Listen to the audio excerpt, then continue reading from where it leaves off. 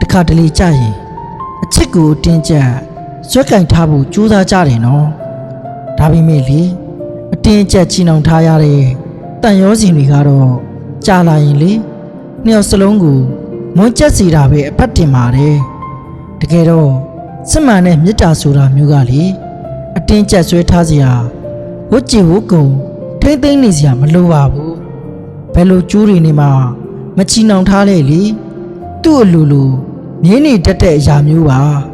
လူချင်းဝေးနေလို့စိတ်ချင်းဝေးသွားမလားဆိုပြီးစိုးရိမ်ပူပန်နေစရာမလိုဘူးလေတကယ်လို့တန်ရောစင်ကလေစစ်မှန်နေမယ်ဆိုရင်သူနဲ့ကိုကြားမှာကဘာကြီးတစ်ခုလုံးချားနေပါစီအောင်နော်သူ့ရဲ့စိတ်အာရုံတွေသူ့ရဲ့အချစ်တွေကကိုယ့်စီကိုပဲအမြဲတမ်းလှက်ပတ်ပြီးမျက်နှာမူနေမှာအမှန်ပဲကိုကလှုပ်ပေးထားလို့ထွက်ပြေးသွားမလားလို့တွေးပြီးကြောက်မနေပါနဲ့ထွက်ပြေးခြင်းတဲ့သူကိုဘလောက်ပဲပိတ်လောင်ထားထားတနေ့တော့လေနီးလန်းရှာပြီးထွက်သွားမှာပါပဲကိုနားမှာတကယ်ရှိခြင်းတဲ့သူကတော့တကားတွေအကုန်ဖွင့်ပေးထားရင်တော့ကိုနားကနေ